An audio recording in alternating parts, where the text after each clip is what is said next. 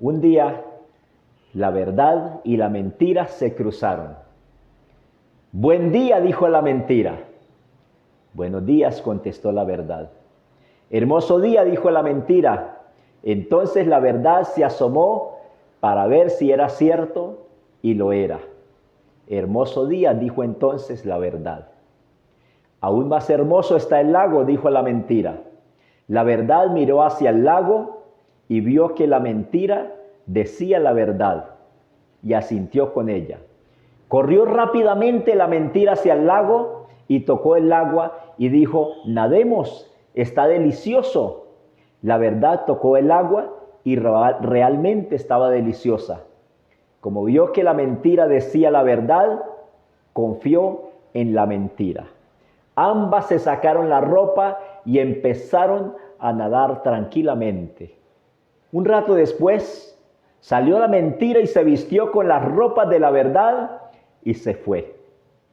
La verdad, incapaz de vestirse con las ropas de la mentira, comenzó a caminar sin ropa y todos se horrorizaban al ver la verdad desnuda.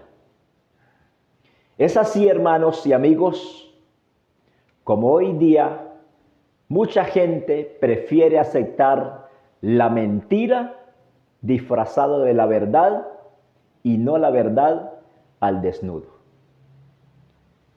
¿Por qué hay tantas religiones? Es el tema para hoy. Y vamos a mirar qué presenta la palabra de Dios respecto a eso. ¿Por qué hay tantas religiones? Y vamos a mirar varias razones por la cual hoy hay tantos grupos religiosos. Y hay algo curioso, y es que todos decimos tener la verdad.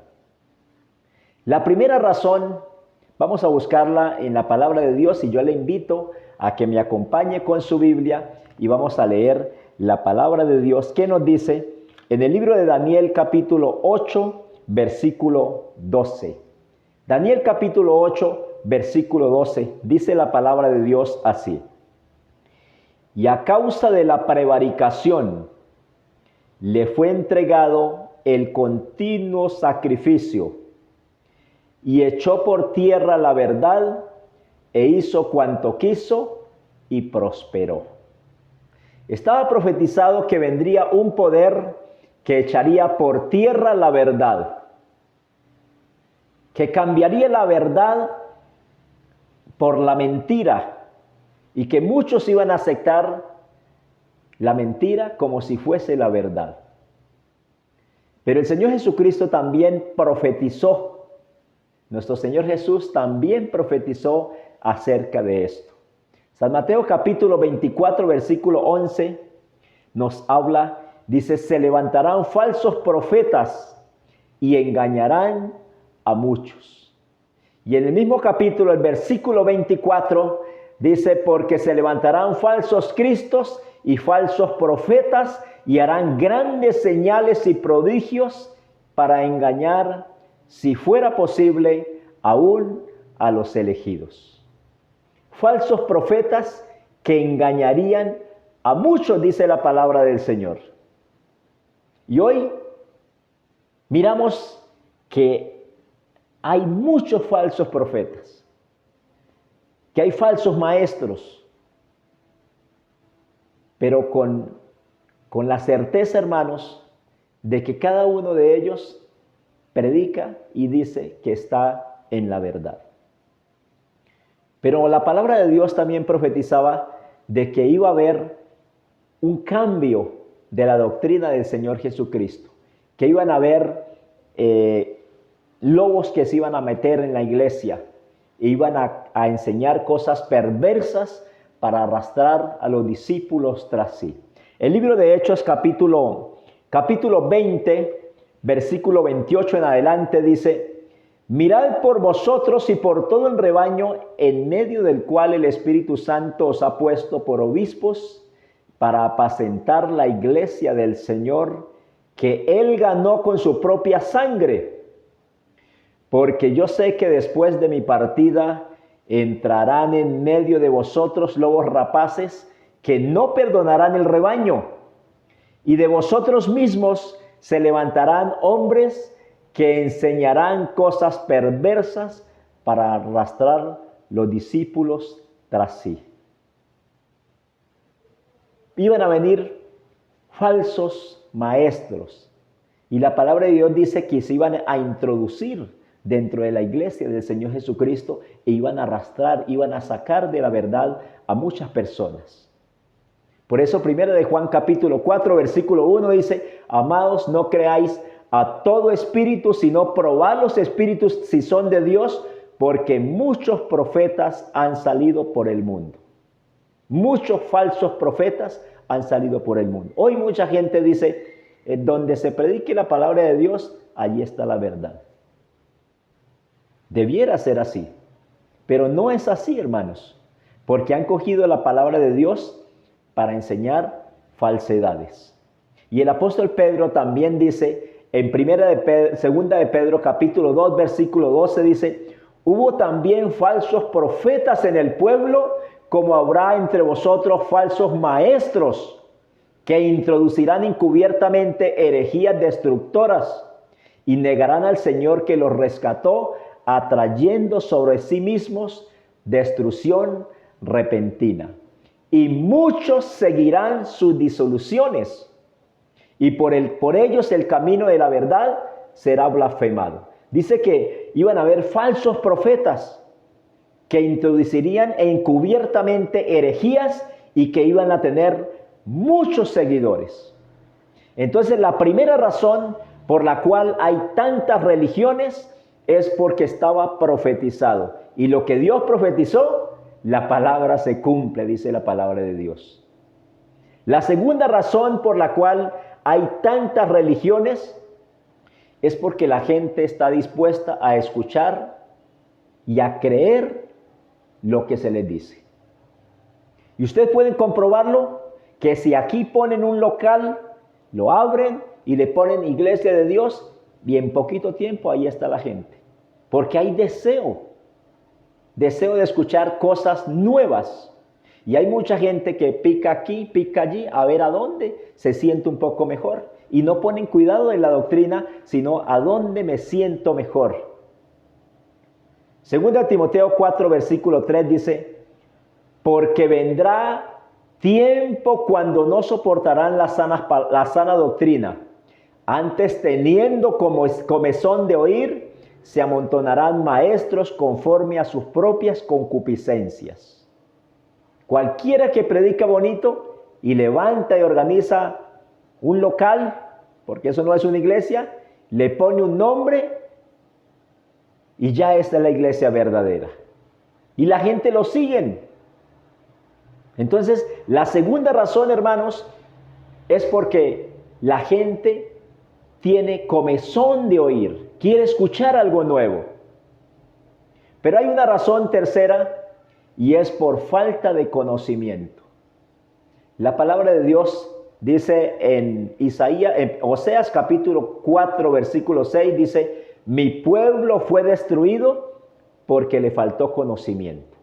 Por falta de conocimiento la gente se deja engañar. Hay gente que no han leído la Biblia, aún hasta personas creyentes aparentemente. Personas que dicen ser cristianos y no leen la Biblia. Solamente lo que el pastor les dice allá en la iglesia, solamente la meditación que se la mandan ahí por el celular. Y ya con eso creen que están alimentándose de la palabra de Dios. Pero no miran en la Biblia realmente qué es lo que está diciendo.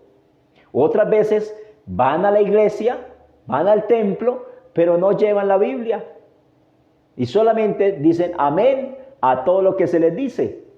Entonces, queridos amigos, queridos hermanos, hay gente para cada grupo que se levante. Por esas tres razones, y van a haber muchas razones, pero por causa del tiempo, yo solamente voy a exponer estas tres razones. ¿Cuál es la primera? Porque estaba profetizado. ¿Cuál es la segunda? La segunda razón es porque la gente está dispuesta a escuchar lo que se le dice. Hay comezón de oír. Y la tercera razón es por falta de conocimiento. Por estas tres razones es que hoy hay miles de iglesias y denominaciones en el mundo y todas dicen ser la iglesia verdadera. Si aquí hubiéramos en este momento, si aquí estuviéramos reunidos un católico, perdone que nombre, hubiera un pentecostal, hubiera un adventista, hubiera un bautista, hubiera un presbiteriano, hubiera un testigo de Jehová, una persona de la Asamblea de Dios, tal vez hubiera un metodista, y alguien le preguntara, ¿quién de ustedes tiene la religión verdadera?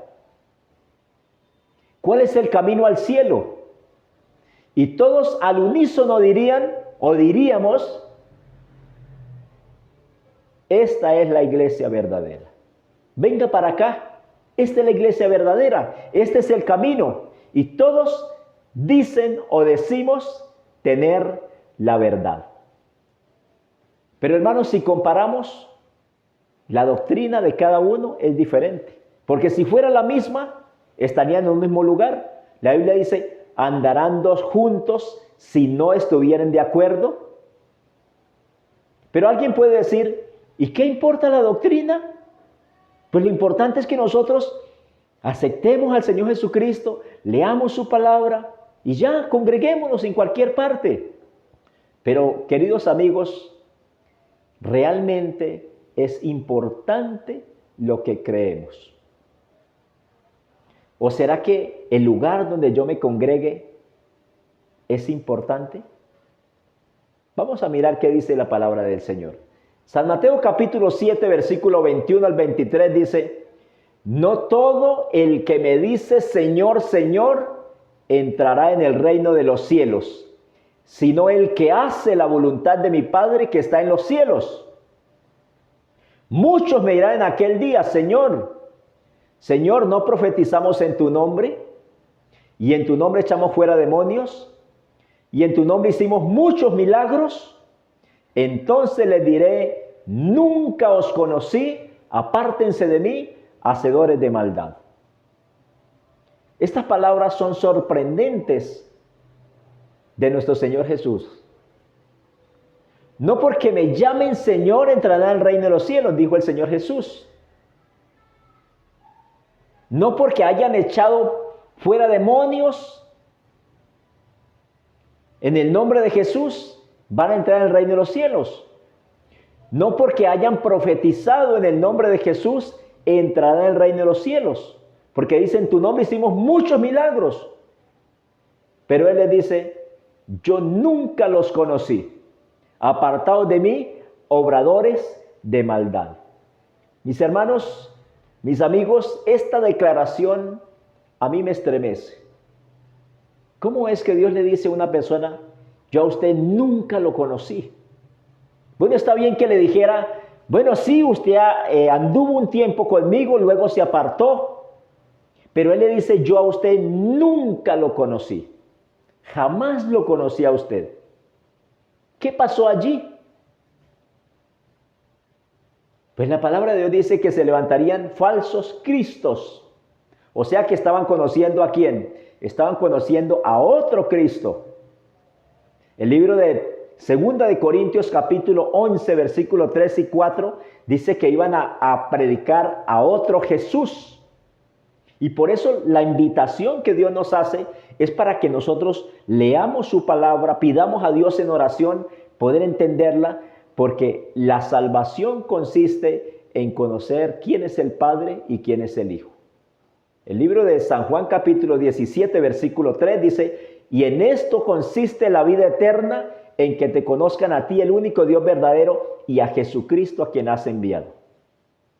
Pero en la palabra de Dios también profetizaban que iban a cambiar la doctrina, que iban a cambiar el evangelio, que iban a falsificar al Espíritu y aún iban a predicar a otro Jesús. Vamos a leerlo ahí en la palabra de Dios. 2 de Corintios capítulo 11 versículo 3 y 4 dice, pero temo que como la serpiente que con su astucia engañó a Eva, vuestros sentidos también puedan ser extraviados de la sincera fidelidad a Cristo.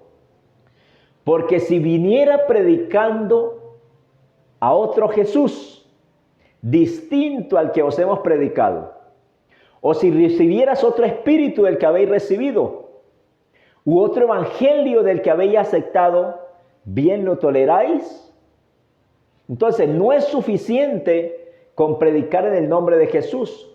No es suficiente con profetizar en el nombre de Jesús.